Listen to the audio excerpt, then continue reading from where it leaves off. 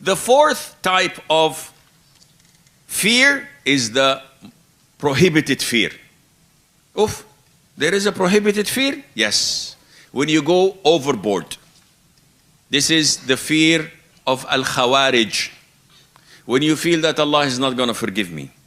When you feel no matter what I do, Allah will put me in hell.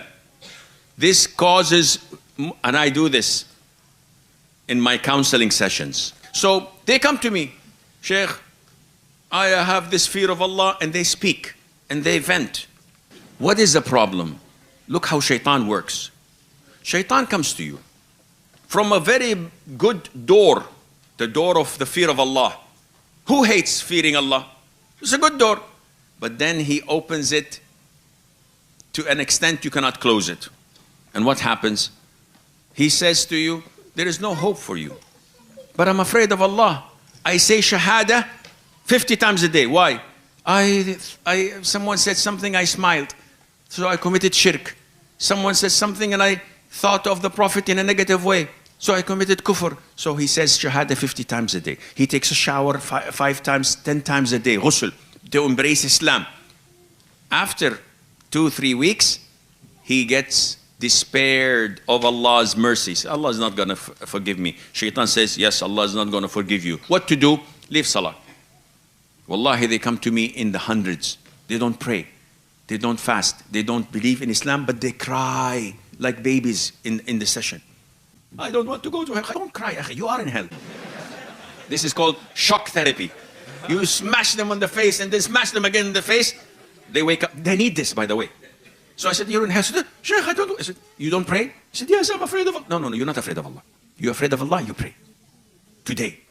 Some of them are afraid of death. This is another negative fear. I had a brother from the Gulf. He came to me in a session. And we have time, huh? So, yeah, before lunch, no problem. So he came to me and he was terrified. He looked like a pale chicken. I don't know how a pale chicken looks, but you understand. So what's the problem? He said, I have this fear of death. 3 years, I've been restless. My wife divorced me because of it. I lost my job. I lost half of my weight, Sheikh. And for the past 4 weeks, I cannot take a shower, ghusl. I do not pray. And I said, how long you've had this? He said, 3 years. And I said, did you die? The guy, Sheikh, of course not. He said, you stupid moron. Because, why? He said, if you did not die in 3 years, what will happen in 15 years and you don't die? The guy said, you're going to live like this for 15 years? And this is a sign of weak aqidah.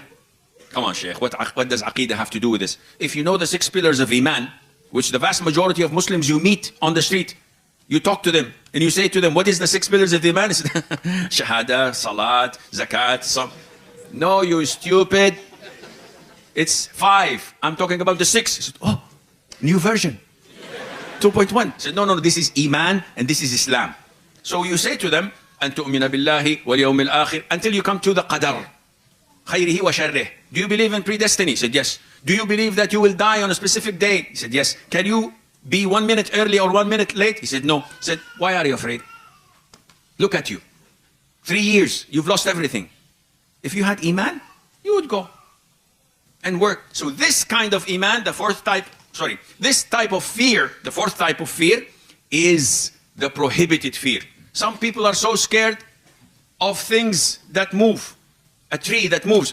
I can't go there. Why? There is jinn. There's, come on. This fear is very negative. It shows that you don't have Iman. Sheikh, I don't want to get married. Why? I don't want to become pregnant. Not you, of course, the men. This is the guys. Yeah, some of the men are pregnant, mashallah. They're 4 months pregnant. Anyhow, let's go back to the topic. Excuse me. So they say, I get sisters like this. I don't want to get married. Why? Because I'm afraid of what? Of becoming pregnant. So everybody's been becoming pregnant since Hawa, peace be upon her. Said, yeah, but I'm afraid that my child will grow in this environment and he cannot live. And then there are LGBTQ and there are car accidents. So subhanallah, if they had Iman and trust and tawakkul on Allah, all of these would not be around them.